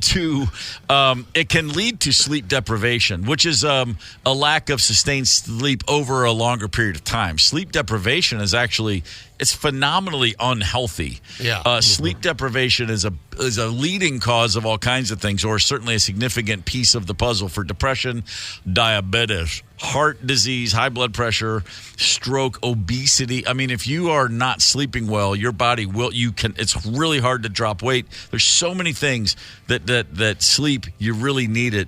And so there I am last night thinking about how much I should be asleep while wondering who in the world eats biscuits with chili, because that's what's happening in the final episode of Fargo.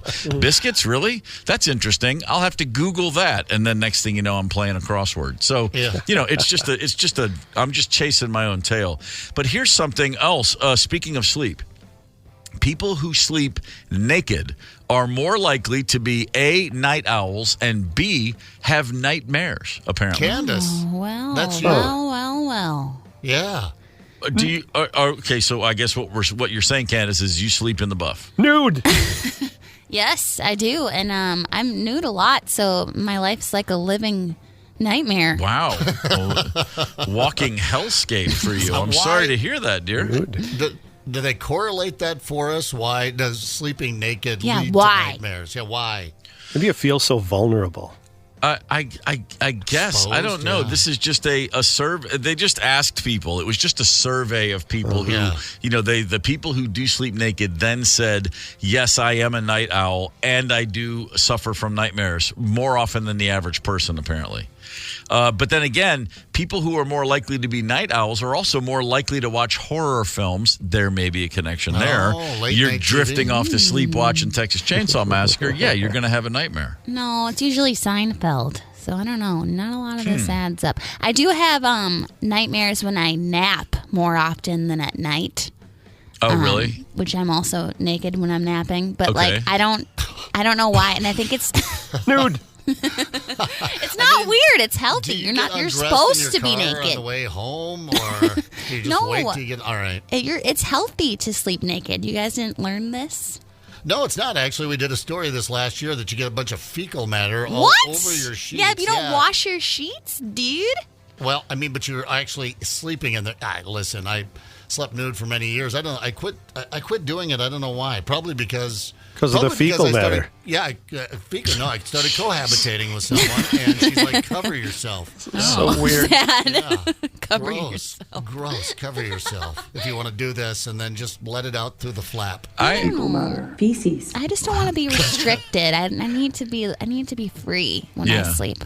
Interesting. Yeah. I have nightmares not when I nap. I mean, I've had them in the daytime for a nap, but when I get really bad dreams, it's if I wake up. If I have a night's sleep and then I wake up extra early, this is before I was doing morning radio. I was far more aware of this. But, Chauncey wakes up hacking or he's got to go out. Something wakes me up earlier than expected. I get up, I'm up for 20, 30 minutes, and then I go back to sleep. When I do the go back to sleep to get that last hour of sleep, that's when I have the crazy dreams. That's when I wake up. Yeah. That's when I wake up from just, I'm in an airplane that can't take off because power lines are blocking the runway and the pilot is yelling in the thing, and I'm looking out the window, and or I'm literally there's a 6'3" size tornado chasing only me. Yeah. Oh, I've had that one. The tornado's wearing a derby. Yeah. Well, now he will. He hasn't been before. No, I've had those dreams a lot where I'm like I'm looking around like no one else sees this tornado. It's my exact size. It's like, and that's so Freudian. Who knows what your subconscious has a problem, Steve, or whatever it is. But that's if I go back to sleep, I always, and that's like 1,000%. But to this day, I would still be like, no, but I think I'm going to try it this time. Maybe this will be the time I fall back asleep and I'm in a rowboat with Diane Lane. But it never works. No, never. Just doesn't happen. Does anybody actually wear like pajamas to bed? No, pajamas and a little sleepy hat. No, but hat, right? I grew up in a pajama and bathrobe family. There are photos of the Gormans, 8 kids. We took photos. There's 2 things in life where we had cameras out: Christmas and for a few years in Maryland, my dad worked at a boat company. Every time we're on the boat, we're on the Chesapeake Bay boating photos and Christmas photos, just tons of them, and birthdays, but not as many, but like just hey, you got an A on your report card. The last thing anyone thought was, let's get a camera. It was like, okay, good, do it again, but in our family photos, there are pictures, and you were looking at a mom and a dad and 8 kids all in full-length pajamas. I'm like, what were we endorsed? Did we have a J.C. Penney endorsement for the family that I was unaware of? I was just, it was photographs where you always got dressed up. Now they're so casual, we don't think twice. But they were staged and dressed up. I sent you around Christmas. We were trading some old Christmas photographs, and there were my mom and my brother and I in the photo, and we're in our PJs and robes, all properly tied up right there by the Christmas tree. Mm-hmm. A nice stage photo. But that was rocking it back in the day, but yeah. Sure. You had to get dressed up for dinner to come to the dinner table, not for lunch. Lunch, you just came in out of the field just as grubby as you please, but you got cleaned up and you put on not a suit or anything. It wasn't quite the 1950s when I grew up, but Mom wanted you looking nice for dinner. Yeah. Oh, well, yeah, sure. I mean, there was at the very least, I had a thing where when I was wearing a T-shirt, I would kind of chew. I would put the shirt in my mouth, like lift the collar up and chew on it for a little while when I was a kid.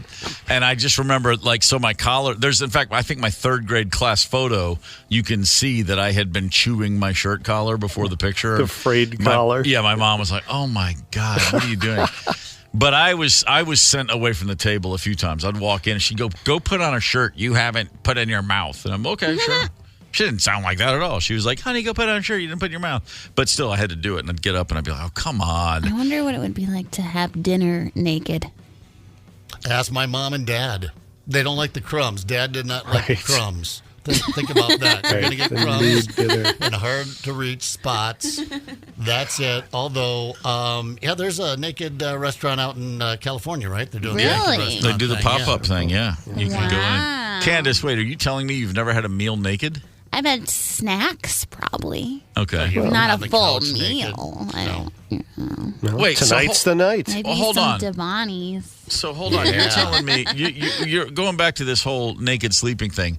If you're going to take a nap in the middle of the day, you go naked. Really? You're sitting on the couch. I'm sorry. Like, I can just put my head back and close my eyes. No, I'm not a couch napper. I go straight to the bed. My bed is so comfy. I got so many blankies and stuffed animals. It's such a commitment. So much fecal matter. It's just in everything. Oh my God. I don't believe that. No. Probably not. You're a clean sleeper. You're not a guy just laying them wet farts down in the middle of the night. Remember on Leave It to Beaver, they had to get dressed for dinner. They would go upstairs and go get dressed for dinner, and they come down in a suit. Yeah, right. It was a suit. Yeah, like I said, we didn't. The dress code had relaxed a little by the 1970s, but yeah, that was a mom thing. And then by the time I got a little older, and I was like, hey, girls, do you mind putting on some decent clothes? We're going out to eat at a restaurant tonight that isn't named Applebee's. Can we? Mm-hmm. Geez, Dad, this is fashion. I mean, so after a while, I'm like, come on, I run a brush through your hair? I mean, it's like you just came in out of the woods, but I lost that battle. For people who look back and go, man, what happened in the mid-'60s? Why did everyone grow their hair and start doing drugs? That's the answer, because we used to put on dress slacks for dinner in our own home without company. I don't want a haircut, and I'm wearing a tie-dye to dinner, Mom. And by the way, Mrs. Cleaver, always wearing like a pearl necklace, too. Right. She'd be vacuuming in her Sunday finest. Yeah, it's just turning me on now. Hey, we got to get along here. We got a big-time interview at 9 o'clock. I'm very excited to have rock icon Robbie Krieger, formerly of The Doors, has a new album out with his own band along with Ed Roth. This can't be Big Daddy Ed Roth, the cartoonist. This must be someone else. Excited to talk with Robbie Krieger along with Ed Roth at 9. Hang tight. It's the KQ Morning Show, 92 KQRS. Zep, Tony, Candace, and Steve Gorman are the KQ Morning Show, 92 KQRS. I'm Steve Gorman. This is the KQ Morning Show, Thursday, January the 18th. That was, of course, The Doors with Touch Me, a song written by guitarist Robbie Krieger. Not a lot of people know that. That's one of Robbie's numbers right there. And in a few moments, we will be joined by Robbie Krieger. He and his partner, Ed Roth, have a new band, Robbie Krieger and the Soul Savages, with a new album out. And we'll be talking with them about that very fact. I don't... I'm of an age. I was born in 1965. There's not a time in my life when Robbie Krieger's guitar playing wasn't woven into the fabric of me as a music fan and as a person. Growing up in a house with older brothers, those albums, the Doors albums, were just on all the time, along with everything else that was on all the time. But definitely a building block, if you will, as a music fan and then ultimately as a player. Robbie Krieger and Ed Roth join us on the horn right now on the KQ Morning Show. Good morning, gentlemen. Hello. Robbie, good morning. It's a pleasure to speak with you, Robbie. I was just explaining that as a kid born in 1965, your playing has been woven into my brain, my DNA, my musician and music fan DNA for life. So it's a real pleasure to talk about this new album with you, Robbie Krieger and the Soul Savages. I've heard two songs. And I guess where I want to start is there's no question who's playing that guitar. Your tone, your feel, your licks, if you will. You play like a lot of other people, but you play like nobody but you. And yet you're still expanding and you're still changing and still adding things to the mix, aren't you? Yeah, that's what keeps me going, This new band... You can't keep doing the same shit. I'm sorry. That's all right. Let her rip. Well, with this band, from what I've heard, you have, of course, legendarily so, been in a band that improvised and had very live feel. When the world first heard of you and the Doors, it was a time when a lot of bands were very prepackaged and very produced, and you guys had this very jazz-like approach, for lack of a better term, a lot of improvisation, and so now, all these years later, the Soul Savages, this is a very natural extension. What a great group of players you have. Yeah, I mean that's what makes the foundation of the group. These guys are like world class. Everyone is, Kevin Brandon. He's the bass player. He plays with Aretha Franklin for like many years, and Franklin, the drummer, Franklin Vanderbilt, he was Lenny Kravitz's drummer for the last 10 years. Yep. And Ed Roth, who's with us here, has played with so many different great artists. He'll tell you about it, I'm sure. Yeah, Ed, it's I'm glad you could join us as well. You have got a phenomenal resume. What when you first got in a room with Robbie Krieger, what were your what do you remember about the first time you guys played together? Anything specific jump out at you? It's as familiar, as I said, a tone and a feel as any in rock history. Yeah, I mean, one of the I think special things about Robbie is how much he listens and reacts to other music, which, is everything to me as a player, is playing with guys that listen and want to grow and evolve. As you said, Robbie's 100% got his own voice. He hears things the way he hears it, which I think is sometimes different. A lot of times different than how other players would approach, and he's got a little different tone from when he's just playing with his finger. He's got a nice fat tone. It's it's just a joy playing with someone, like I said, that listens, and when you make a left turn, he's going to make that left turn with you. The new album, Robbie Krieger and the Soul Savages, is available CD, vinyl, digitally, of course. It's 10 songs, an instrumental album, and it's I hate throwing labels on it, but it's the whole bag. It's if you want to call it jazz, blues, roots, everything. There's so many different things. I've just heard 2 songs, but I know from both of your resumes how much other things there could be involved in here. There's a very much a groove to this too, very soulful. And to me, hearing the 2 songs I listened to, this is the sound of a band that's still playing very loose. Yes, listening to each other, but you've obviously had hours and hours and hours just jamming, I would imagine. Yeah, that's really how it started, was jamming. The 4 of us would get together just for fun and jam.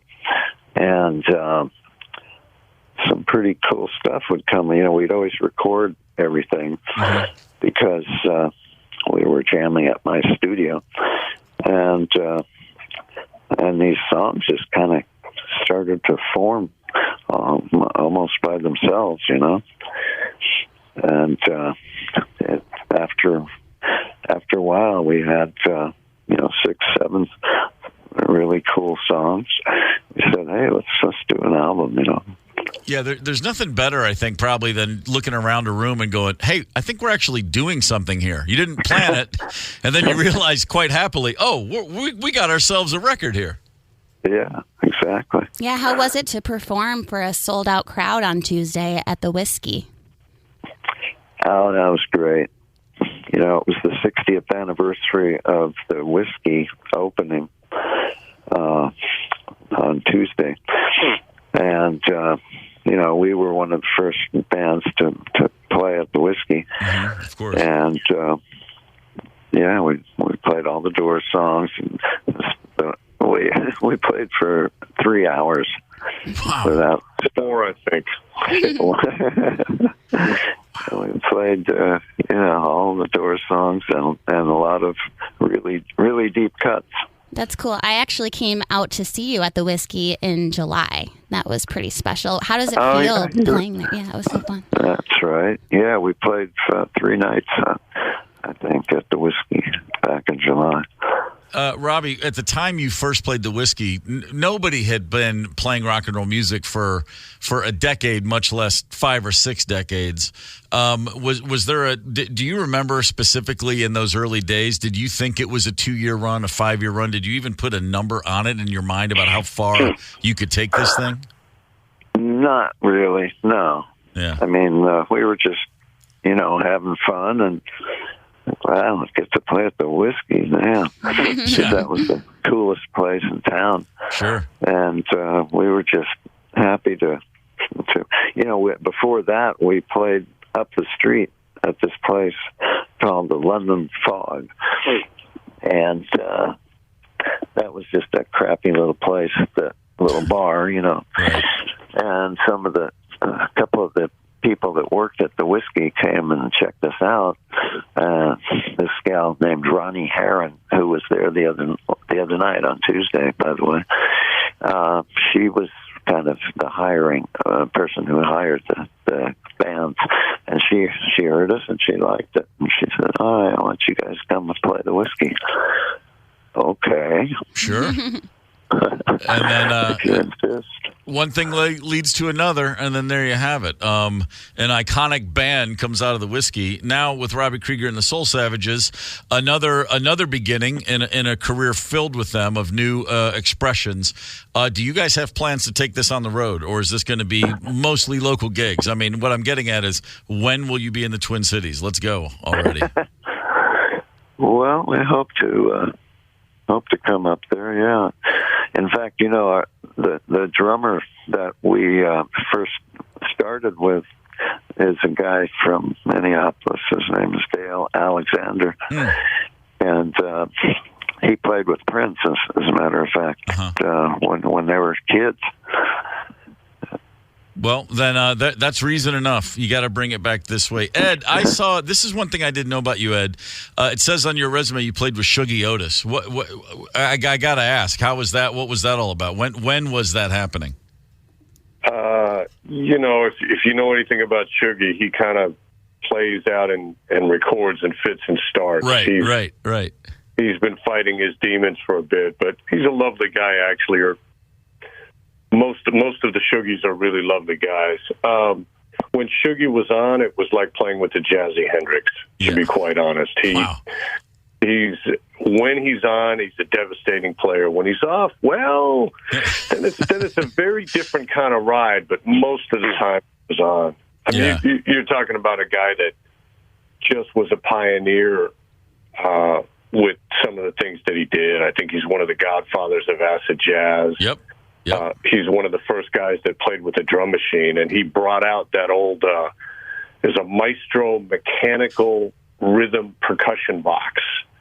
Wow. And you don't dial in the tempo. There's a dial, and the mechanics inside the box go slower and faster. But things sounded amazing. Mm-hmm.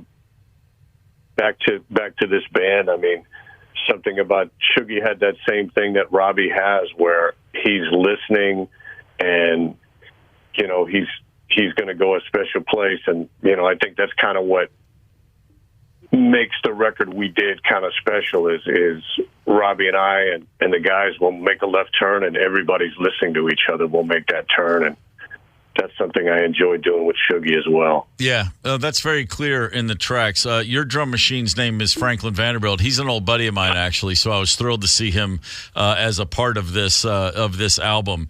Robbie Krieger and the Soul Savages, it's available everywhere, and it is exhilarating. And, gentlemen, it's a real pleasure to speak with you both. All the best with the record, and we truly hope to see you on the road soon. All right. So you know Franklin? Oh, yeah. Yeah, I go back a ways. I'm a drummer myself, and so we've crossed paths many times. I'm 6'3", and he's like the only drummer I know that towers over me. The first time I met him, I was like, I've been waiting for someone bigger than me to walk into a room. This is great. Yeah, he's great. Please give him my regards if you talk to him. Wonderful play. Definitely. Yeah. Gentlemen, thank you so much for your time. All the best. Hey, can you guys do some IDs? Hey, man, let's get. Well, you know what? We'll yeah. What do you want? Let's do whatever you want. I'm wide open. Robbie Krieger asked me a question. The answer is yes. All right. What would it be? You know what? Why don't we, Candace? Why don't we set this up and grab a couple? Can we do this off air, or should we do it right now? Let's just do it right now. Let's do it right now. I think that's cool. Let's do it. Yes. Yeah, I like that. How about tell us who you are, what the name of the record is, and say you're listening to KQ. Yeah. Hi, this is Robbie Krieger from The Doors, and you're listening to my new album with Robbie Krieger and the Soul Savages, and you're listening to KQ. Woo! Perfect. Nice. I love it. Thanks, Robbie. I do have to say, I just want to tell you, I appreciate you so much for celebrating The Doors in the way that you do and for doing it for crowds. That was such a special night in July. I met so many Doors fans from all over, all ages, and I think it's the most special thing in the world. Oh, thanks. Man. Glad you liked it. Nicely said, Candace. All right, Robbie, Ed, thank you both, gentlemen. We appreciate it. Thanks. See ya. So, Candace, let me get this straight. Candace, are you a Doors fan? Yeah. I mean, it just Greatest is thing in the so world. amazing. I fell in love with The Doors when I was like 14. Out of nowhere, they just slapped me in the face, and I've never looked back. It always made me feel so comfortable with myself and free in my thoughts and feelings. And he really does celebrate The Doors more than I could ever imagine someone doing that. You don't see that a lot, I feel like, with musicians these days. It's always like something new. And even with this new project, he's kind of bringing The Doors to life through that as well, and I think that's super cool. No snark at all for me right here, what I'm about to say. What you just said is absolutely beautiful. I'm dead serious. At 14, you found music from another generation. It slapped you in the face, and it made you feel comfortable in your thoughts and feelings. That is the greatest thing anybody can ever say about any art form. That is truly a wondrous thing to hear. And for a 14-year-old kid, I can't imagine the significance, how impactful that must have been. That really is beautiful.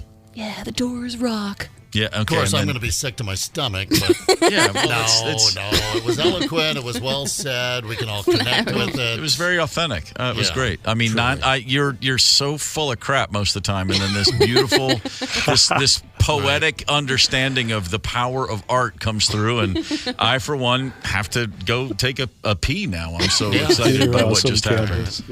Man, well, Candace puts her clothes back on. Oh my God! And Gorman drains the main vein. See how I just wreck a there good it goes. time? There That's it goes. What I do. Yeah, right in the ditch. Right in the ditch, ladies and gentlemen. You need to be slapped in the face now. Well, please. Hey, man, talk about a good time. Sports and music history. It's really so much more than rattling off some facts and dates. It's a trip down the big moments in our lives with our buddy Steve Gorman. Hang tight.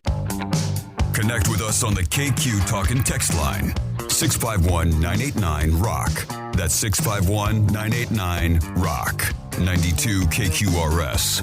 I'm Steve Gorman. This is the KQ Morning Show for Thursday, January the 18th. If you're just joining us, the last segment, we were speaking with Robbie Krieger of The Doors. He's got a new album out, Robbie Krieger and the Soul Savages. Instrumental jams with a really hot band. I heard a couple songs. They sound great.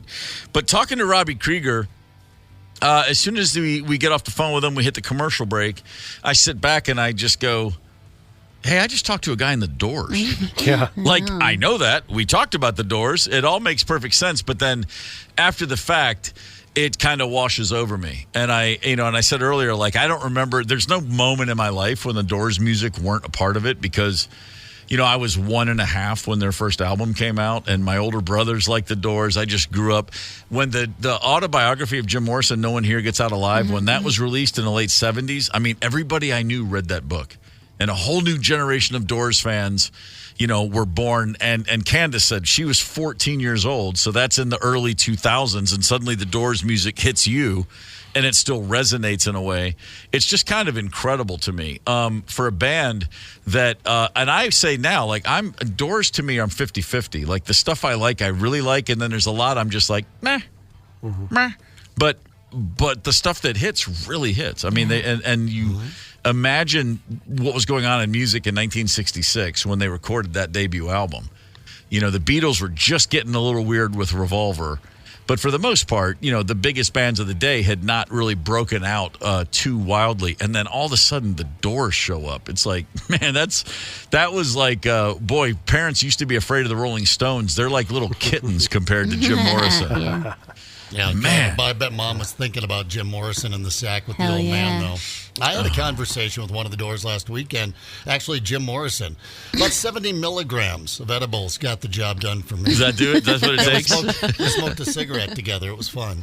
That's very nice. That's very, very nice. I remember, when my brother Dave, he's 4 years older than me, is the Doors head of the family. And when No One Here Gets Out Alive, again, he read it first, and then he was deep. I mean, he was in a Doors haze. And by the way, drug-free Doors haze. I mean, he was just a kid. He's still living at home with his parents. None of us were doing anything that illicit at the time. But, man, I mean, and I've watched, everybody has that moment when the Doors suddenly take over. There's the Doors phase. For some people, it's not a phase, but everyone at least has their own version of the Doors phase. And mine was definitely that. But, my favorite Doors song, Endless Summer. Not Endless Summer. What's the song? I Love You Best, better than all the rest that I meet in the summer. Indian Summer. I had to sing it. It's just a little beautiful, tiny little soft ballad, but Robbie Krieger's guitar playing all over that. Yes. The first time I heard that song, I was like, this is the most beautiful song I've ever heard. And Jim's crazy and dark and mean, but he's really tender here, and I love this song. Yeah, it was great. Really enjoy it. Special band. Pretty special band. Robbie Krieger, kind of cool to talk to the guy, gotta say. Bass. Remember the kids in the hall? No bass. Very clearly. They had no bass, man. The Doors. Look, the liner notes. Cry. Do it. I'm not going to cry. Come on. I'm not going to cry. I cry on Thursday. Oh, it is Thursday. I didn't realize. Yeah, come here. Oh, man. Oh, what was I going to say? Oh, yeah, you said the Kids in the Hall skit about the doors. But speaking of which, we were talking about Fargo Season 5. Dave Foley, large part. Dave Foley of the Kids in the Hall plays the big high-powered attorney in Fargo Season 5. Oh, all right. Danish Graves is his name. Yeah, so it's great to see old Dave Foley out there. And then, but in that skit, if you remember, it's a record store skit. And Kevin McDonald walks in, and Bruce McCullough's the snotty record clerk. Right. And he goes, yeah, do you have any, he's asking for records, and he said something about, he goes, yeah, I don't remember what band. He says, so-and-so's greatest hits. And the response is, greatest hits albums are for housewives and lawyers. Which is just both profound and means nothing at the same time. It was great. Yeah. That's the very famous skit where he says, well, do you have the new Depeche Mode? And the clerk, Bruce, goes, yeah, but it sucks. That's right. And in 1991, the Kids in the Hall were doing their first tour after the show had kind of become a hit on HBO. And they came to Atlanta, Georgia. And I was home on a break from tour, and I couldn't believe the Kids in the Hall were playing on tour, because I had become, and my whole band, the Black Crowes at that time, we were obsessed with the Kids in the Hall. And so I go down to this little theater in Atlanta to go see the Kids, and my wife, we were just dating then, and our buddy Mac. So me, Rosemary, and Mac, the three of us get in. We're sitting there, and the people who are there are all like, you can tell it's all diehards. It's still like a cult thing at that time. And they come out, and they're doing the skits. And I'm just like in heaven. I'm like, I can't believe these guys are right in front of me. This is the funniest show in forever. And they do the record store skit. And as soon as the store opens, or the scene opens, everybody in the crowd cheers because everyone loves the skit. And Kevin walks up and he goes, yes, do you have the new, and because they were in Atlanta and we were the it band at the moment, he goes, do you have the new Black Crowes record? Yeah. And the whole place goes, boo. Oh, that's hilarious. And I was like, oh my God, the local backlash is at its greatest moment ever. And and they both looked out to the audience with shock on their face. And Bruce goes, yeah, but it sucks. And the place goes, yeah! Like, erupts. Blew the roof off the place. And I thought it was hilarious. I'm like, this is so funny, man. And so after the show, I knew the guy that ran the joint, and I said, hey, can I go back and say? He goes, yeah, go ahead. Like, there's no one back there with them. And so we walk backstage. I just knock on the door. And, of course, I hear, come on in, just a friendly Canadian, sure, whoever that is, we don't care. And I open the door, and just the five guys. They're just sitting there. And I'm, like, looking at them like they're the new Monty Python, which they kind of were, you know. Yeah. And I go, hey, guys, I just wanted to say hi and just tell you, like, I'm in a band, and we're on the road, and we watch the show. We really love it. And he goes, oh, what's the band called? And I go, I'm in the Black Crowes. And they all go immediately, oh, my God, we're so sorry. We put the name in. I can't believe everybody booed. Like, they were really upset. The Canadians. And I said, no, it's hilarious. I go, everyone hates us now because we're not, we made it, so we're the enemy of the local scene. And they were laughing. And then Kevin walked over, and there was a boombox in the room. He goes, look. And he hits eject, and the cassette comes out, and it was our first album. He goes, we listen to this every night before the shows. It gets us fired up. They were all really into our record. And that was literally the highlight. I've never felt better than at that moment to be in a band. I was like, oh my God, the Kids in the Hall like our record.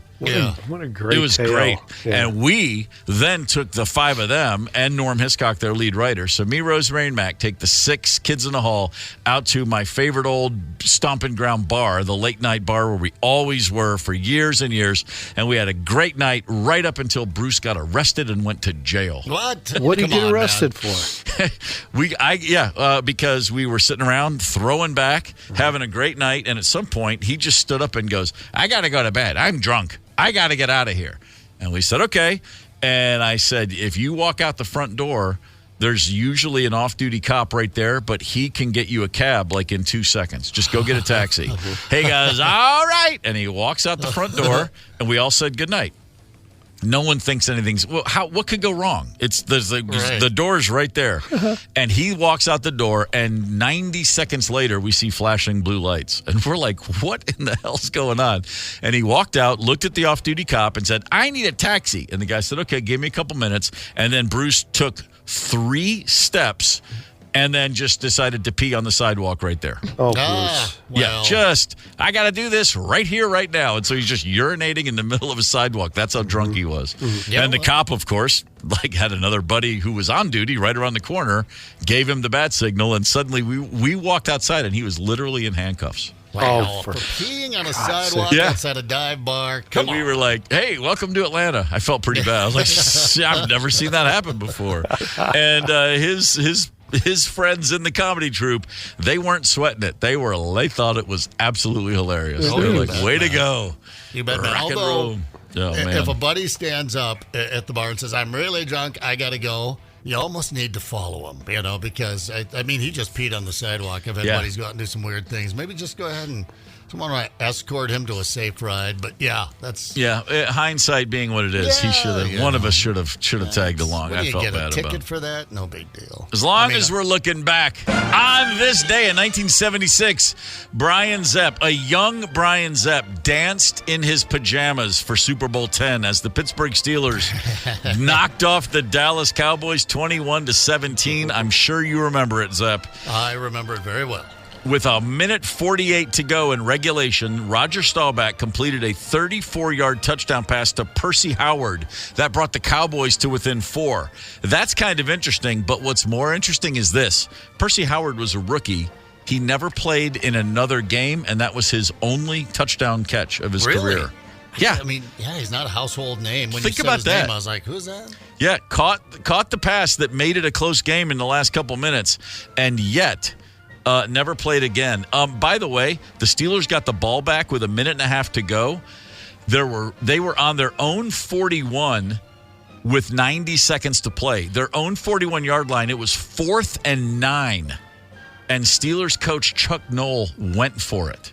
Yeah, which is not something Chuck Noll does. He did not. They did not convert the 4th down. They gave the ball back to Dallas on Pittsburgh's 39-yard line with a minute 22 remaining. And Chuck said, I had confidence in our defense. With good reason. The Steel Curtain kept the Cowboys out of the end zone, and they got their first Super Bowl. On this day in 1996, baseball owners unanimously approved interleague play for 1997. And it was cool to see Cal Ripken at Wrigley, and it was cool to see Greg Maddux pitch in Fenway. But it was not as cool as not seeing those guys unless they were playing in a World Series in those ballparks. I'm all for sports evolving, but interleague play, I've still just never thought. I'm like, no, I liked it better when it was just separate leagues and, you only saw each other in the World Series, et cetera, et cetera. The one old I'll die on this hill, old man get off my lawn thing about baseball. The rest of it, it's all great. Get the KQ Morning Show podcast wherever you listen. 92 KQRS.